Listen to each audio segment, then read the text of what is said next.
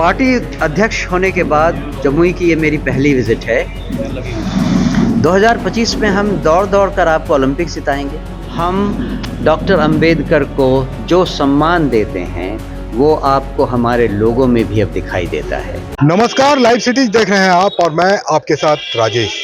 जनसुराज के प्रदेश अध्यक्ष मनोज भारती आज जमुई पहुंचे थे संगठन विस्तार के लिए। संगठन को के कार्यकर्ताओं से वार्ता करने के लिए वे जमुई पहुंचे थे और जमुई में जो जनसुराज का कार्यालय है वहां पहुंचकर उन्होंने बैठक भी की, कार्यकर्ताओं से बात की है और काफ़ी लंबी वार्ता चली है। काफ़ी कुछ बताया है उन्होंने, बूथ स्तर तक की बात उन्होंने कही है कि कार्यकर्ताओं की पहुंच वहां तक होगी तो संगठन को एक व्यापक रूप देने के लिए, मूर्त रूप देने के लिए वो यहाँ पहुंचे थे और कार्यकर्ताओं से उन्होंने बात की है। कई बातें कही है उन्होंने, पहले आप सुन लीजिए क्या कह रहे हैं मनोज भारती।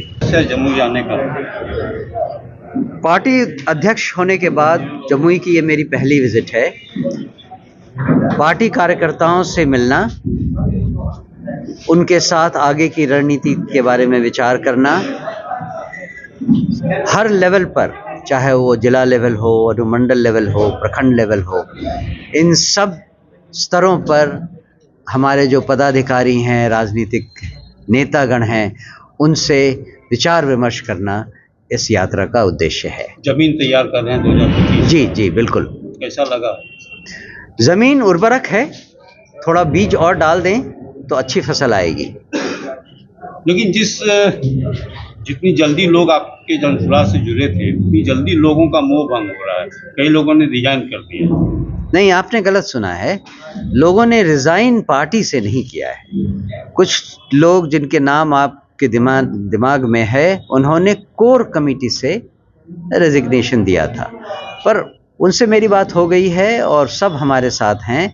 आगे के कार्यक्रमों में वो हमारे साथ भाग लेंगे। ऐसा तो नहीं मोह भंग हो रहा है प्रशांत किशोर जी से? अगर मोह भंग होगा तो बिहार की जनता के लिए दुर्भाग्यपूर्ण है, क्योंकि बिहार बदलने का जो सपना हम सब के दिलो दिमाग में है वो शायद एक अंतिम कोशिश है। अगर इसमें भी हम चूक गए तो बिहार अगले पता नहीं कितने जनरेशन्स के लिए अंधकार में डूबा रहेगा। 243 में चुनाव लड़ने की बात कर रहे हैं, लेकिन 4 सीट पे बाई इलेक्शन में बुरी तरह पराजय देखना पड़ा। आपने अपने घरों में बच्चों को तो देखा होगा ना। जब बच्चा जन्म लेता है और धीरे धीरे बढ़ता है तो पहले रेंगना शुरू करता है, फिर उठकर खड़ा होता है और फिर दौड़ता है। तो ये हमारा एक प्रोबेशन पीरियड था, इनिशियल फेज था, जिसने हमें बहुत कुछ सिखाया और उनसे मिली सीख को ही बेस बनाकर हमने आगे के कार्यक्रमों को निर्धारित किया है। उसकी चर्चा हमने आज की मीटिंग में भी की और आगे भी करते रहेंगे। क्या लगता है 2025 में आप दौड़ने लगेंगे? 2025 में हम दौड़ कर आपको ओलंपिक जिताएंगे। एक तरफ 20 साल से नीतीश कुमार की सरकार में एनडीए और दूसरी तरफ लालू परिवार और उनका अलायंस तेजस्वी भी दौरा कर रहे हैं, तो कैसे आप लोग संभालिएगा उनको? आप नहीं जानते हैं कि बिहार में सब लोग उनसे ऊब गए हैं, थक गए हैं, उनको जान गए हैं, परख लिया है और अब वो चाहते हैं कि कोई नया विकल्प उनके सामने आए। तो वो चाहे कुछ भी करते रहें, हमारा काम है जनता को जगाना। और जनसुराज में हमने ये कई बार कहा है कि हम किसी राजनीतिक दल के खिलाफ नहीं लड़ रहे हैं, हम जनता को जगाने के लिए अपनी लड़ाई लड़ रहे हैं। हमारा काम है जनता को सही सही बात बताना, उसके बाद वो खुद डिसाइड करें कि वो इस नए विकल्प के साथ जाना चाहते हैं या नहीं। ये बार बार कहा जा रहा है कि आप किसी गठबंधन को नुकसान पहुंचाने के लिए जो हमारे कार्यकलापों से क्या कहें अव्यवस्थित हो रहे हैं, वो तो तरह तरह के एलिगेशंस लगाएंगे ही। लेकिन जैसा मैंने कहा, हमारा रास्ता बिल्कुल साफ है। हम केवल बिहार में जनता को जनसुराज का संदेश देने आए हैं और उस प्रगति में अगर कुछ राजनीतिक दल इधर उधर तितर बितर होते हैं तो ये उनकी तकदीर है। ये हमारे इस अभियान का बाई प्रोडक्ट माना जा सकता है। गद्दी यात्रा पर नीतीश कुमार 23 से निकल रहे हैं, किस रूप में देखना है इस यात्रा को? मैंने कहा यात्रा होगी। अब उनके बारे में मैं क्या कहूं? नीतीश जी अब एक उम्र पार कर चुके हैं और ज़रूरत है उनको अब राजनीति से संन्यास लेने की। अच्छा है कि वो समय रहते समझ जाएं, नहीं तो जो दुर्गति उनकी होने वाली है अगले चुनाव में, उसको वो शायद सहन नहीं कर सकेंगे। दुर्गति का मतलब? जो हार मिलेगी। लेकिन एनडीए तो कह रही है कि उन्हीं के नेतृत्व में चुनाव लड़ेंगे और वही वो एनडीए की भी बेवकूफ़ी है। संसद में जिस तरह से अमित शाह का बयान आया अम्बेडकर को लेके, उस बयान को जनसुराज किस रूप में देख रही है? जनसुराज कहती है कि सबसे पहली बात, हम डॉक्टर अंबेडकर को जो सम्मान देते हैं वो आपको हमारे लोगों में भी अब दिखाई देता है। दूसरी बात, जो पार्टियां डॉक्टर अंबेडकर के नाम पर राजनीति करती हैं वो न तो डॉक्टर अंबेडकर के सिद्धांतों को समझती थीं, न उनके जीवन के मूल्यों को उन्होंने कभी आंका है। और जिस वक्तव्य का आप रेफरेंस दे रहे हैं वो तो अति अशोभनीय है। इसका मतलब है कि जो पार्टी ऐसा बोल रही है उनको डॉक्टर अंबेडकर के बारे में जरा भी सम्मान नहीं है। हम उसकी कड़ी निंदा करते हैं। लेकिन राहुल गांधी ने जिस तरह से बीजेपी सांसद पे हमला किया या उनकी पार्टी के सदस्यों ने जिस तरह से हमला किया, जनसुराज उसका समर्थन करती है या खिलाफत करती है? मैं तो कहता हूं कि इस बात को राजनीतिक रंग देके बढ़ाया चढ़ाया जा रहा है। ऐसी धक्का मुक्की तो हमेशा होती रहती है संसद में, इसको बेसिकली राजनीतिक रंग दिया जा रहा है और हम अभी इससे ज़्यादा कुछ नहीं कहेंगे। अच्छा अध्यक्ष जी, आखिरी सवाल बता दीजिए कि फिर तो भी उसमें ये 25 विधानसभा चुनाव में प्रत्याशी तय करने का क्या फॉर्मूला है और उसके लिए क्या प्रोसेस?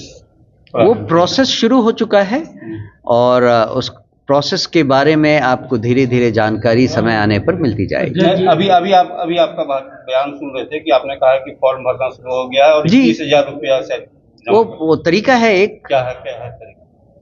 अभी आप अगर वेब पे जाएं तो आपको नोटिस दिखाई देगी, एक फॉर्म सर्कुलेट किया गया है।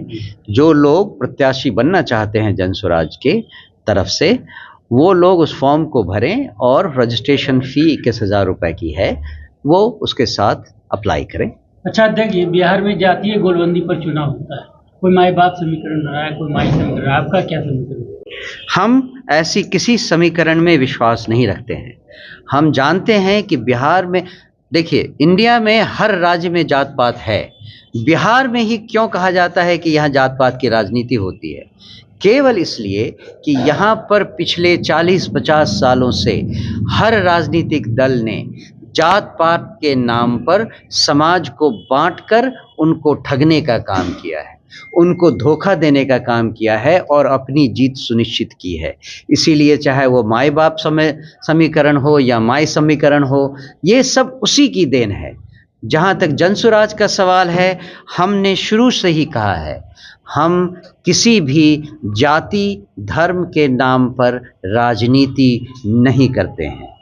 हमने समाज को 5 विभिन्न वर्गों में बांटा है और उन वर्गों के हिसाब से, उनके जनसंख्या के हिसाब से हमने उनकी हिस्सेदारी तय कर दी है। तो इसमें जातीय समीकरण तो बिल्कुल ही काम नहीं करता है और इसके बारे में हम कभी आगे भी कोई समझौता नहीं करने वाले। एक सवाल का जवाब दे दीजिए। और कि एनडीए ने एक नारा दे दिया है 2025 फिर से नीतीश और 2025 सीट, जनसुराज का कोई नारा है क्या इस तरह का? हमारा नारा समय आने पर हो जाएगा। वैसे अभी तक तो हमारा नारा केवल एक है, जय बिहार, जय जय बिहार, जय जनसुराज, जय जनसुराज। कितनी सीट पर जीत की उम्मीद रखते हैं? सारे पे। जी मनोज भारती जी, आपने अभी कहा कि कुछ सदस्य जो पार्टी के विरोध में चल रहे हैं और उन्होंने प्राथमिक सदस्यता से इस्तीफा नहीं दिया है, लेकिन आरोप तो पार्टी पर बड़ी बड़ी वो लगा रहे हैं। हाँ, वो सब वही मैंने कहा ना, ये सब लड़खड़ा कर चलने का स्टेज है। अभी तो 2 महीने पुरानी पार्टी है, अभी बचपन के स्टेज में है। थोड़ा लड़खड़ाने दीजिए, तभी संभलेंगे। कई बातें कही जा रही है कि 1 मैन पार्टी है, एक आदमी का ही चलता है। यहाँ तक उन्होंने बयान दे दिया है कि अगर मीडिया में कुछ बात करनी हो तो IT सेल से पूछ करके सवाल का जवाब देना है। ये आप पुरानी बातें दोहरा रहे हैं, जब पार्टी नहीं बनी थी। अब पार्टी बन गई है, पार्टी में 10 प्रवक्ता भी हैं और हम काफ़ी खुलकर प्रेस से संवाद कर रहे हैं, तो मेरे ख्याल से ऐसी कोई बात आपको जानिए। तो सुना आपने, ये थे जनसुराज के प्रदेश अध्यक्ष मनोज भारती जी। कई बातें कही हैं उन्होंने, मीडिया से बात करते हुए उन्होंने ढेर सारी बातें कही है, विपक्ष पर भी बात कहा है। सबसे बड़ी बात उन्होंने कही है कि नीतीश को संन्यास ले लेना चाहिए। नीतीश कुमार की अब उम्र भी हो चली है, उन्हें राजनीति से अब संन्यास लेना चाहिए। तो बने रहिए हमारे साथ, देखते रहिए लाइव सिटीज़। अगर अब तक आपने चैनल को सब्सक्राइब नहीं किया है तो सब्सक्राइब कर लें। फेसबुक पर अगर आप वीडियो को देख रहे हैं तो पेज को जरूर लाइक कर दें। धन्यवाद।